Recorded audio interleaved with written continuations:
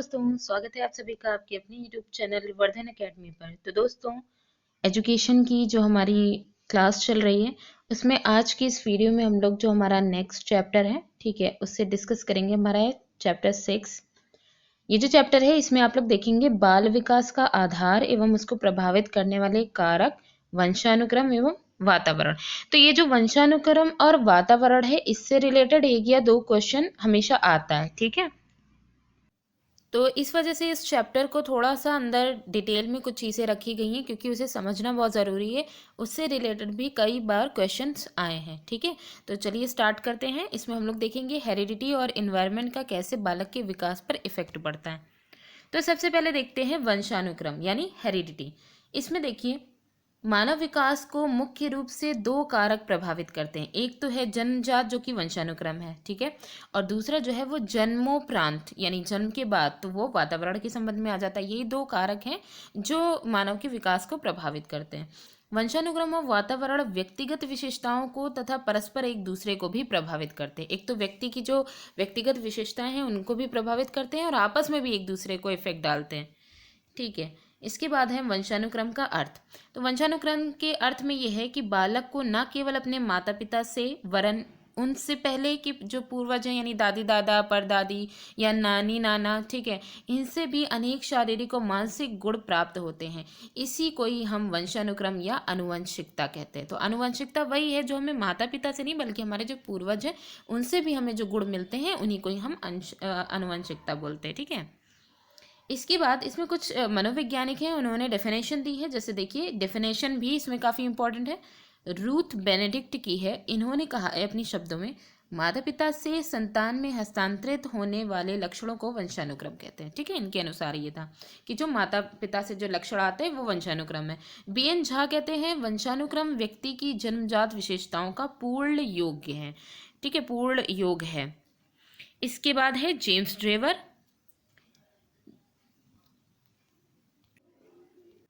तो यहाँ देखिए जेम्स ड्रेवर ने क्या कहा है, माता पिता की शारीरिक एवं मानसिक विशेषताओं का संतानों में हस्तांतरण होना वंशानुक्रम है।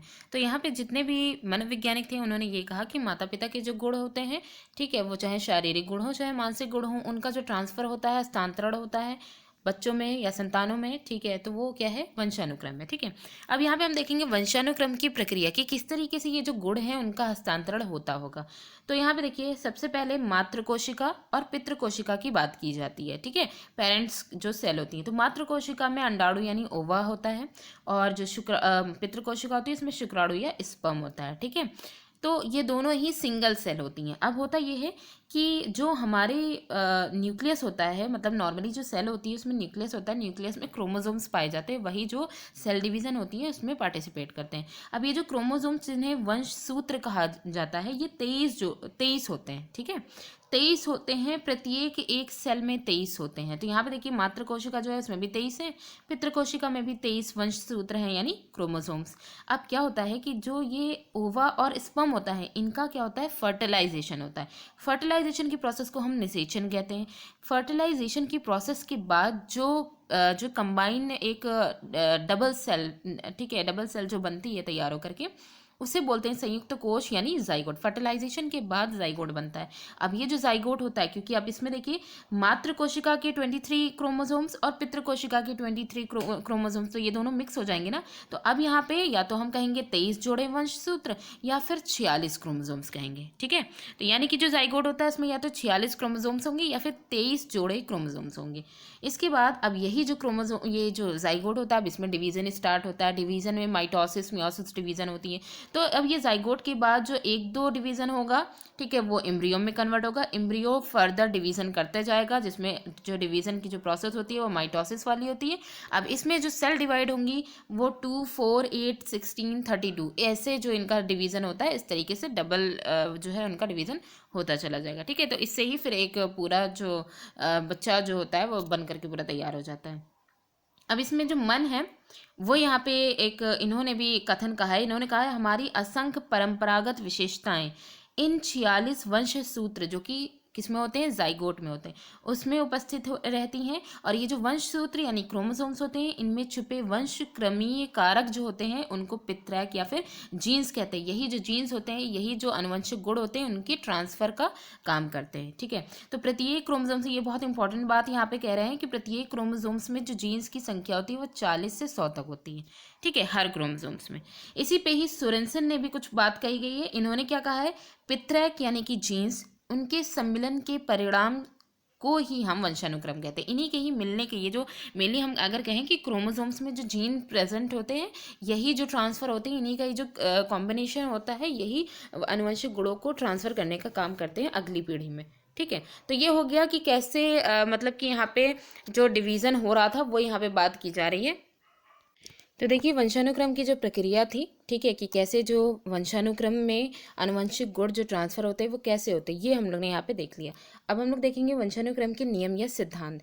ठीक है, वंशानुक्रम की क्रियाशीलता के संबंध में वैज्ञानिकों ने अनेक अध्ययन तथा परीक्षण किए हैं, जिनके आधार पर विभिन्न नियमों व सिद्धांतों का प्रतिपादन किया। अब यहाँ पे जो नियम है, इनको थोड़ा सा डिटेल में भी रखा गया है, क्योंकि इसलिए इन नियमों को जानना बहुत ज़रूरी है, क्योंकि कभी कभी इन नियमों से भी जो है मतलब अंदर से भी पूछ लिया जाता है, और ख़ासकर ये पूछा जाता है कि ये नियम दिया किसने। ठीक है, इसलिए हम लोग थोड़ा सा डिटेल में पढ़ेंगे। तो पहले देख लीजिए, फर्स्ट जो यहाँ पे लॉ है वो कौन सा है, जनन द्रव्य या बीज कोश की निरंतरता का नियम। इसे कहते हैं law of continuity of germ plasm. ठीक है, जनन द्रव्य या बीज कोश। ठीक है, सेकंड है उपार्जित गुणों के असंचरण का नियम। ये जो उपार्जित गुण हैं, एक्वायर्ड ट्रेट्स जो हैं, इनकी नॉन ट्रांसमिशन का यहाँ पे बात की जा रही है। इसके बाद है यही उपार्जित गुण जो हैं, एक्वायर्ड ट्रेट्स, इनके संचरण का नियम भी है कि कुछ ऐसे ट्रेट्स हैं जिनका संचरण भी होता है। ठीक है, अलग वैज्ञानिकों ने यहाँ पे बताया है। जैव सांख्यिकी का नियम, लॉ ऑफ बायोमेट्री। इसके बाद है मेंडल का नियम। ठीक है, लॉ ऑफ मेंडल। समानता के नियम, लॉ ऑफ रिजेंबल्स। ठीक है, रिजेंबलेंस। विभिन्नता का नियम, लॉ ऑफ वेरिएशन। और प्रत्यागमन का नियम, जिसे बोलते हैं लॉ ऑफ रिग्रेशन। ठीक है, इन सबको हम लोग थोड़ा थोड़ा डिटेल में देख लेंगे। तो सबसे पहले देखिए, जनन द्रव्य या बीज कोश की निरंतरता का नियम, law of continuity of germ plus. ये जो नियम है ये दिया है वीजमैन ने। ये बहुत इंपॉर्टेंट है कि ये जो जनन द्रव्य या बीज कोश वाला जो नियम है, ये किसने दिया है, वीजमैन ने दिया है। इनके अनुसार शरीर का निर्माण करने वाला जो जनन द्रव्य यानी जर्म प्लाज्म होता है, वो कभी नष्ट नहीं होता। ये पीढ़ी दर पीढ़ी ट्रांसफर होता रहता है। ठीक है, तो ये इन्होंने कहा था कि पीढ़ी दर पीढ़ी ये ट्रांसफ़र होता रहता है। लेकिन ये जो मतलब अगर आधुनिक समय की बात करें तो इसको अमान्य कह दिया गया था। ठीक है, मतलब इतना ज़्यादा इसको इम्पोर्टेंस नहीं दी गई। फिर आता है उपार्जित गुणों के असंचरण का नियम। इसमें क्या है, ये जो एक्वायर्ड ट्रेड्स के जो असंचरण है, ये पहले तो ये देखिए इसमें बात कही गई है, इस नियम के अनुसार माता पिता द्वारा अपने जीवन काल में उपार्जित गुण, जो भी उन्होंने गुण उनके अंदर आए होंगे, एक्वायर्ड ट्रेड्स जो भी होंगे, उनका संचरण या हस्तांतरण उनकी संतानों में नहीं होता है, क्योंकि इन गुणों का जनन द्रव्य पर कोई प्रभाव नहीं पड़ता है। ठीक है, तो जनन द्रव्य पर जो गुण इफेक्ट नहीं डाल रहे हैं, ठीक है, तो उनका ट्रांसफर पीढ़ी दर पीढ़ी होना असंभव है। ठीक, ये बात यहाँ पे कही जा रही है। जैसे कि यहाँ पे देखिए, यदि कोई व्यक्ति अंधा हो जाता है तो यह आवश्यक नहीं है कि उसकी संतानें अंधी हों। जैसे नॉर्मली क्या होता है कि ये तो अब बहुत सी कॉमन सी बात हो गई है जब से ये मोबाइल वाला ज़्यादा चीज़ें चल गई हैं। तो इसमें क्या होता है, जनरली सबकी आंखें कुछ ना कुछ उसमें आईसाइट में प्रॉब्लम होती है। बहुत से ऐसे लोग होते हैं जिनकी आईसाइट उनके जन्म से नहीं खराब होती है, लेकिन वो धीरे धीरे वो चली जाती हैं।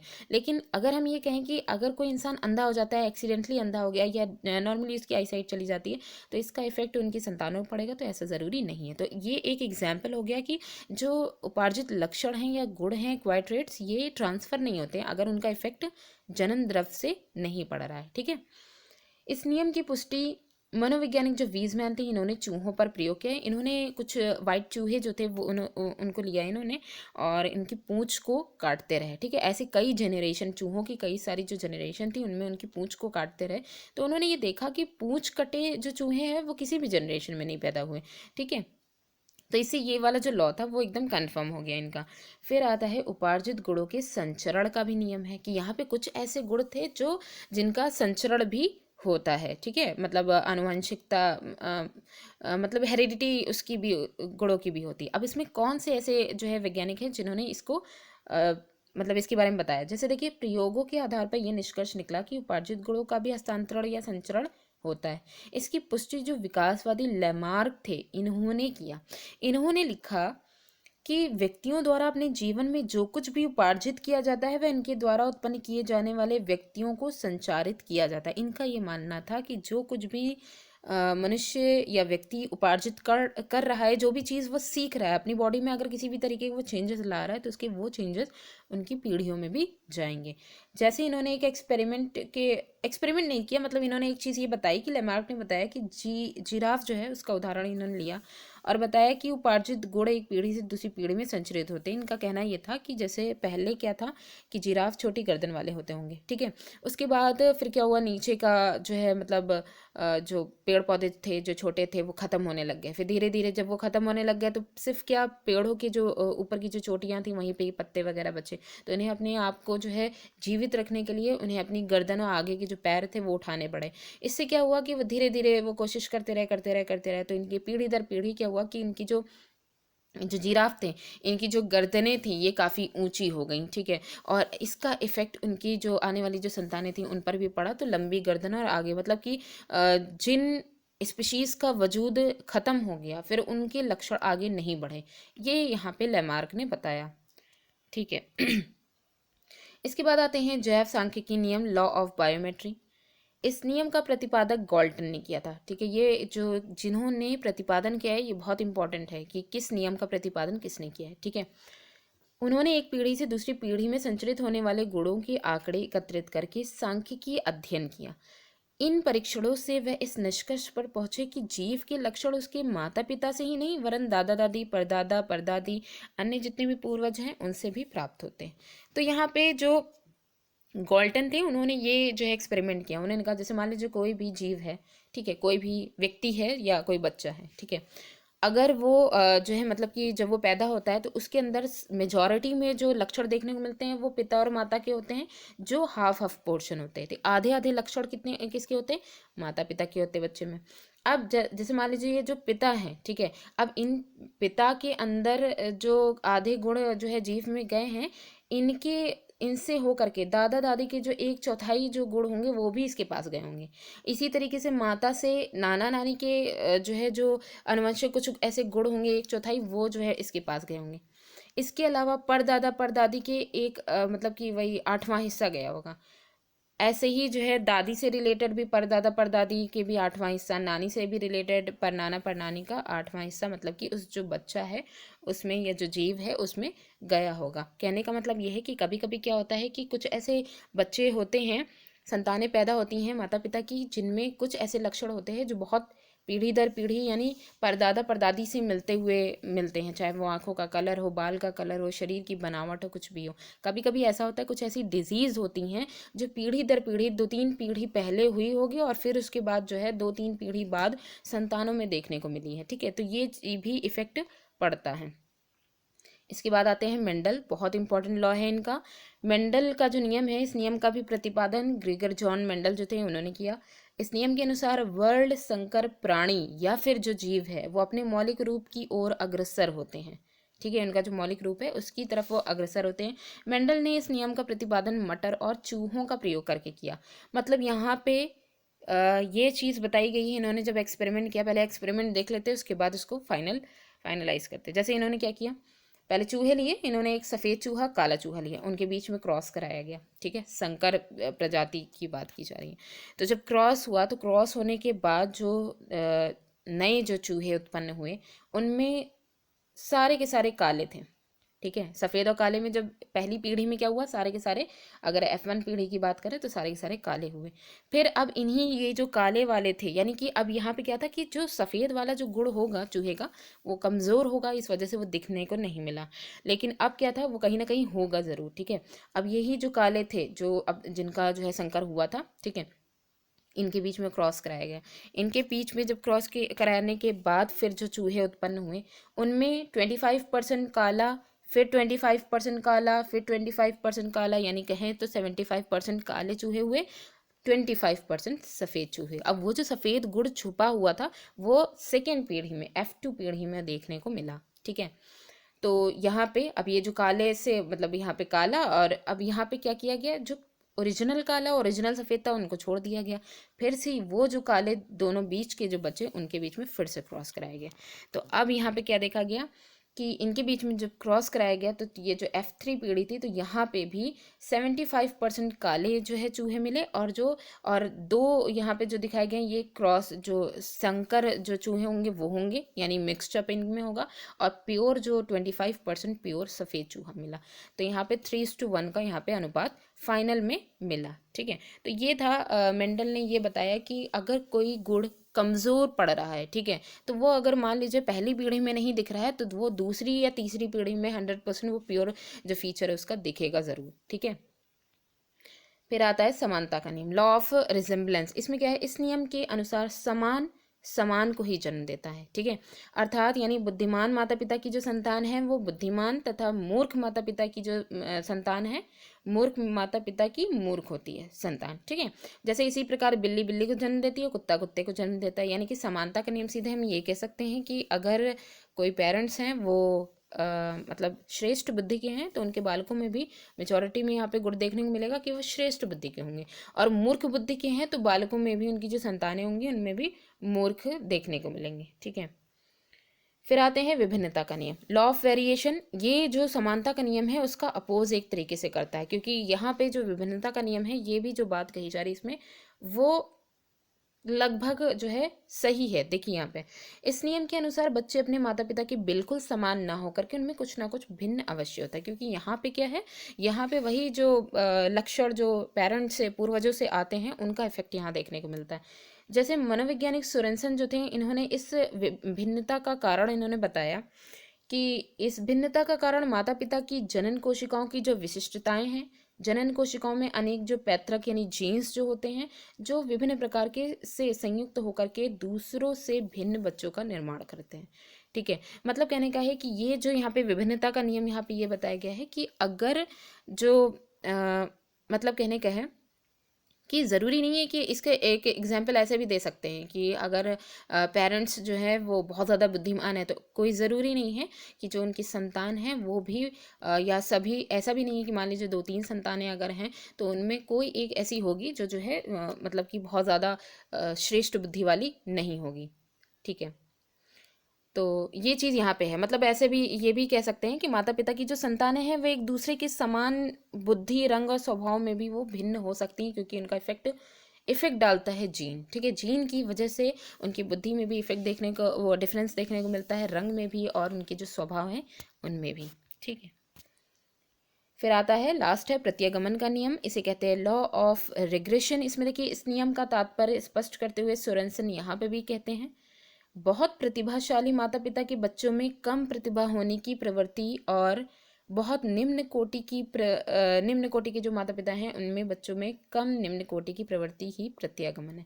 तो यानी प्रत्यागमन का जो लॉ है वो ये कहता है कि कोई यहाँ पे ज़रूरी नहीं है कि जो बहुत प्रतिभाशाली जो पेरेंट्स हैं उनके जो अक्सर करके ऐसा होता है कि जो प्रतिभाशाली पेरेंट्स हैं उनके बच्चे भोंदू एकदम होते हैं। ठीक है, तो और जो एकदम निम्न कोटि के जिनको कुछ नहीं पता है, जिनका मतलब दिमाग इतना नहीं चलता है, लेकिन उनके जो बच्चे हैं वो बहुत बड़ी बड़ी पोस्ट को जो है पाते हैं, जैसे बाबर अकबर इन सब का जो रोल था, ठीक है, भारत में, ठीक है, तो काफ़ी जो है उच्च पर्सनालिटी के ये सब थे, लेकिन उनके जो बच्चे उनके आए वो काफ़ी निम्न जो है कोटि के हुए। ठीक है, तो ऐसे यहाँ पे प्रत्यागमन का नियम सिंपली ये बताता है।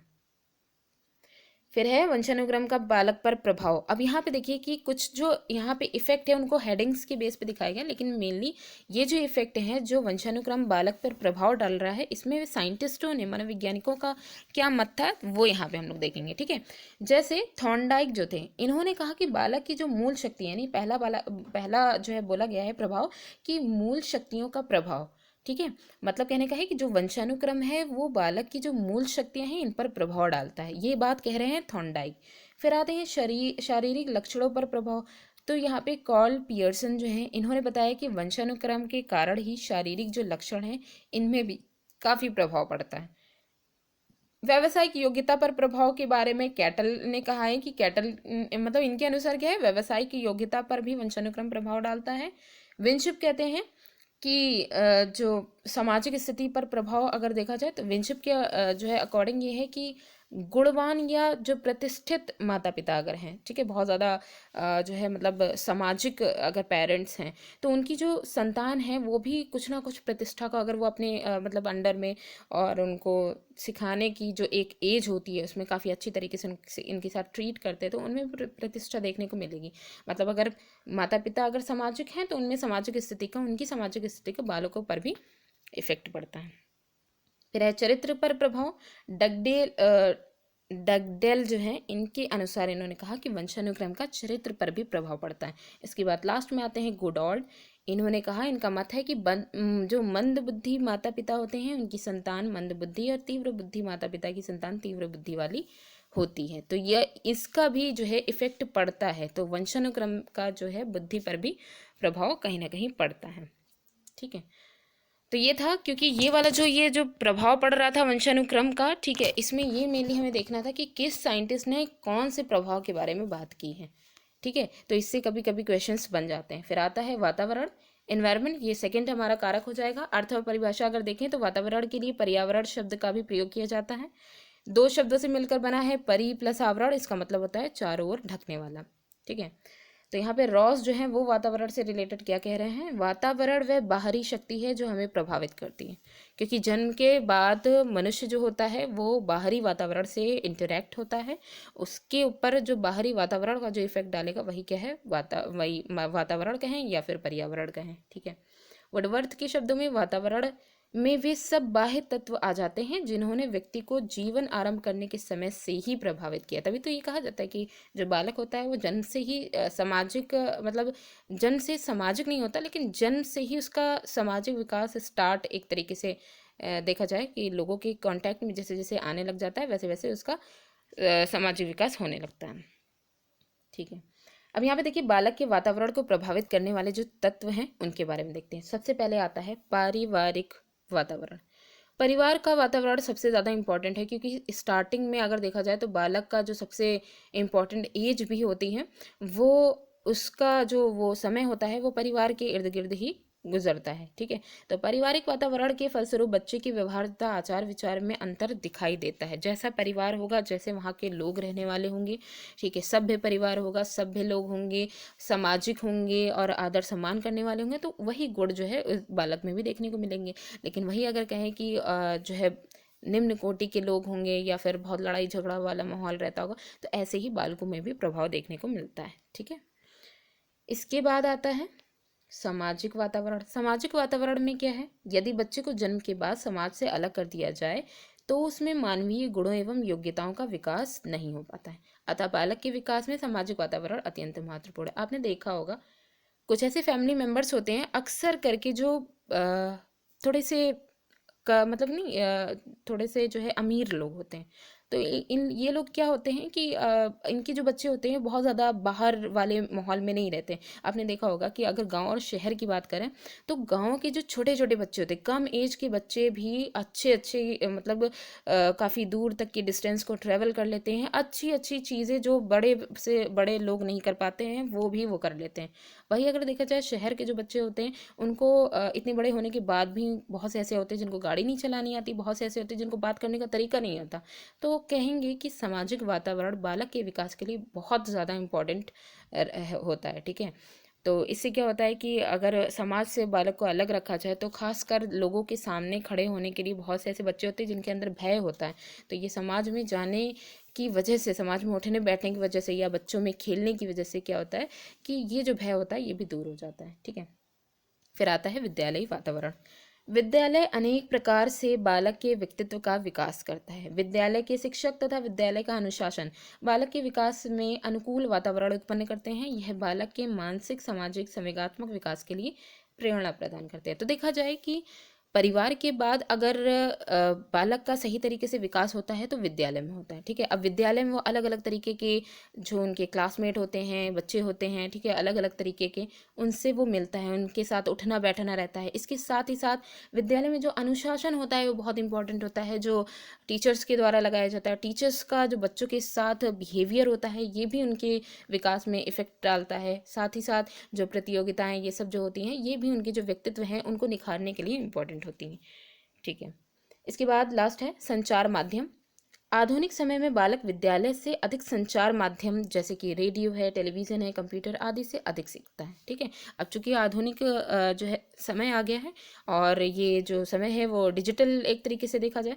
ठीक है, तो इसमें जो बच्चे होते हैं उनको रेडियो, टेलीविज़न, कंप्यूटर में इसलिए भी ज़्यादा मज़ा आता है क्योंकि कुछ बहुत सारी ऐसी चीज़ें होती हैं जो उनको बहुत इंटरेस्टेड, जैसा वो चाहते हैं उस तरीके से उनको मिल जाती हैं, क्योंकि वो सीखने के लिए नए नए तरीके को खोजते हैं। तो ये सारी चीज़ें उनको ये जो संचार माध्यम होते हैं इनसे आसानी से मिल जाती हैं।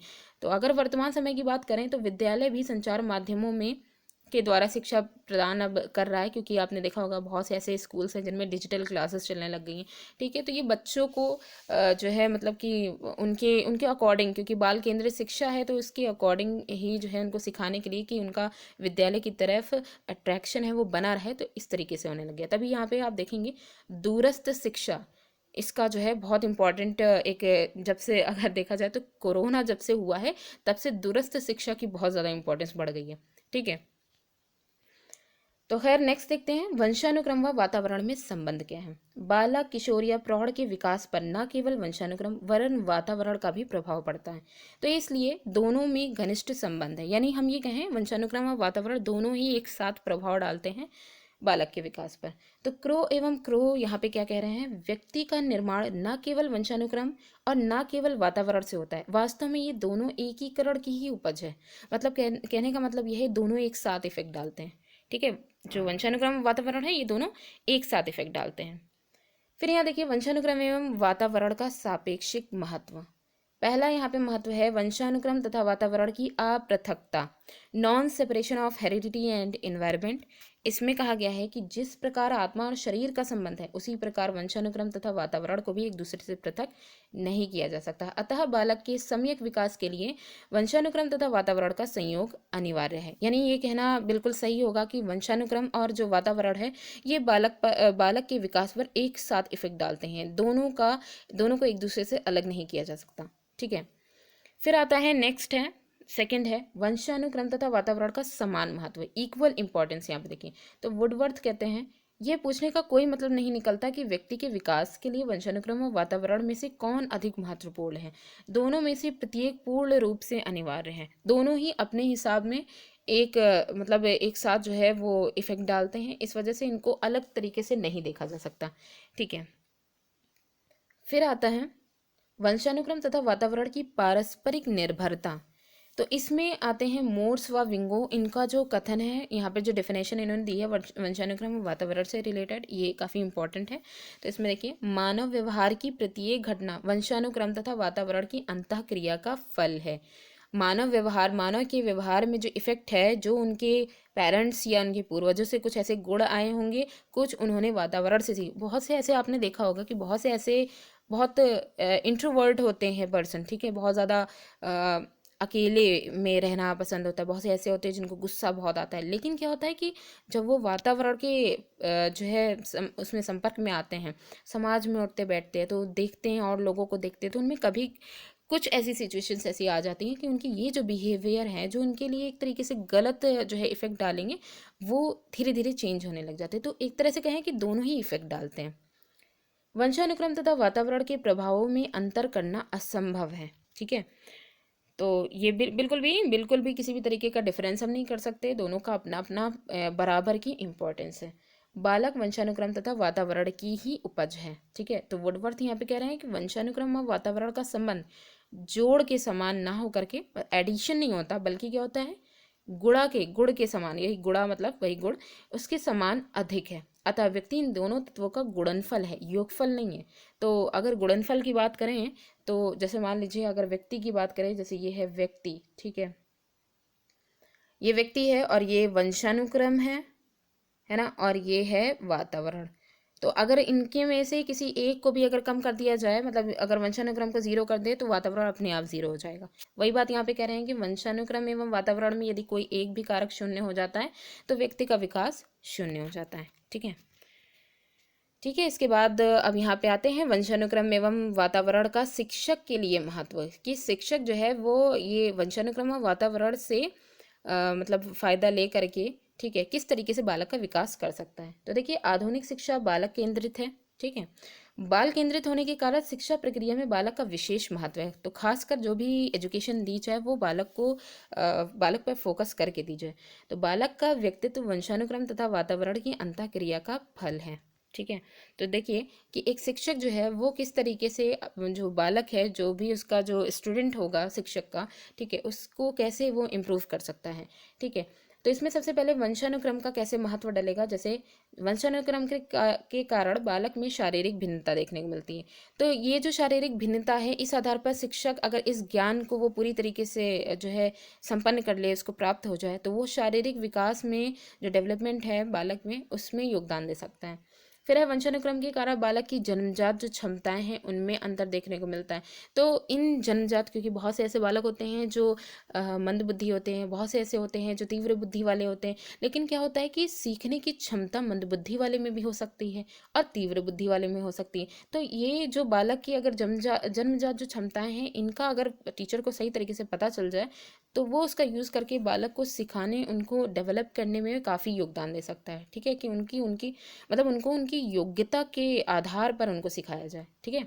इसके बाद है बालक और बालिकाओं में लिंगीय भेद। ठीक है। तो ये जो लिंग भेद जो होता है, ये भी वंशानुक्रम के कारण होता है। इनके आधार पर भी जो है मतलब जो क्वालिटीज़ होती हैं बालकों में या बालिकाओं में, वो कम या अधिक हो सकती है। तो इसकी भी अगर जानकारी जो टीचर्स हैं उनको अगर मिलेगी, तो वो दोनों का ही बराबर तभी आपने देखा होगा कि जो क्लासेस होती हैं, समावेशी शिक्षा जो होती है, उसमें हर तरीके के बच्चे, चाहे वो लड़की हो लड़का हो, ठीक है, और किसी भी तरीके की डिसेबिलिटी वाले जो पर्सन्स होते हैं, ठीक है, उन सबको एक साथ बैठाया जाता है ताकि सब में एक बराबर का जो है उनमें मतलब उनका विकास हो सके। ठीक है। इसके बाद हम ऐसे भी कह सकते हैं कि वंशानुक्रम के कारण बहुत सारी इफेक्ट, बहुत सारी भिन्नताएं जो है बालकों में देखने को मिलती हैं। उन सब का अगर उन सभी भिन्नताओं का सही तरीके से अगर जो है शिक्षक उनका अध्ययन कर ले और उसके मतलब उसके अकॉर्डिंग अगर वो आयोजन करें उनकी शिक्षा का, तो उनके अंदर विकास काफ़ी अच्छे से हो सकता है। ठीक है। इसके बाद देखिए वातावरण का महत्व। वातावरण के महत्व में हम देखेंगे कि बालक अपने परिवार, पड़ोस और खेल के मैदान में अपना पर्याप्त समय व्यतीत करता है और उनसे वो प्रभावित भी होता है। इस बात का अगर ध्यान रखते हुए बालक का उचित पथ प्रदर्शन करना काफ़ी आसान हो जाता है। यानी शिक्षक अगर देख रहे हैं कि बालक का ज़्यादा इंटरेस्ट उनका जो है खेल कूद में ही लग रहा है, तो कुछ ऐसी जो है मतलब शिक्षण पद्धति ऐसी अपनाई जाए कि इनको खेल खेल में ही उनको सिखाया जाए। ठीक है। इसके अलावा है शिक्षा का उत्तम वातावरण। शिक्षा का उत्तम वातावरण बालकों की बुद्धि और ज्ञान की वृद्धि में प्रशंसनीय योग देता है। अगर जो शिक्षा प्रदान की जा रही है, ठीक है, इस बात की जानकारी अगर शिक्षक को मिल जाए कि उनका जो शैक्षिक वातावरण है वो सही तरीके से कैसे हो सकता है, उसकी व्यवस्था कैसी की जाए, तो अगर इसका जो है मतलब उनको ज्ञान सही तरीके से हो जाएगा, तो इससे भी वो आसानी से उनका विकास कर सकते हैं। ठीक है। इसके बाद है वातावरण का बालक की भावनाओं पर व्यापक प्रभाव पड़ता है और उनके चरित्र का निर्माण भी इसी के ही आधार पर होता है। तो देखेंगे कि जो वातावरण है, वातावरण अलग अलग जगहों के अकॉर्डिंग भी हो सकता है। ठीक है। तो प्रतियोगिताएं जो रखी जाती हैं वो भी इसी ध्यान में रखी जाती हैं कि उनके जो विकास है, उनका जो चरित्र है, उसका खास तौर पर उसका जो है निर्माण, एक अच्छे चरित्र का निर्माण किया जाए। ठीक है। वातावरण बालक के विकास की दिशा निर्धारित करता है। वातावरण ये भी एक इफेक्ट डालता है कि बालक का जो विकास है वो कितनी तीव्र गति से होगा, किस दिशा में, किस डायरेक्शन में होगा। ठीक है, जैसा उसका वातावरण उसे मिलेगा। ठीक है। उपयुक्त विवेचन से स्पष्ट हो जाता है कि शिक्षक के लिए वंशानुक्रम एवं वातावरण दोनों का ज्ञान अत्यधिक महत्वपूर्ण है। शिक्षक को अपने जो स्टूडेंट हैं उनको अगर डेवलप करना है, उनका अपने छात्रों का वांछित और संतुलित विकास अगर करना है, तो उनको दोनों की ही नॉलेज होना ज़रूरी है। ठीक है। तो ये जो चैप्टर था वो यहाँ पे हमारा कंप्लीट हो जाता है। वीडियो कैसी लगी कमेंट करके ज़रूर बताइएगा, और अगर कोई भी प्रॉब्लम होती है आपको इस पूरे नोट्स के उसमें, ठीक है, तो कमेंट में ज़रूर पूछिएगा। ठीक है। तो थैंक्स फॉर वॉचिंग।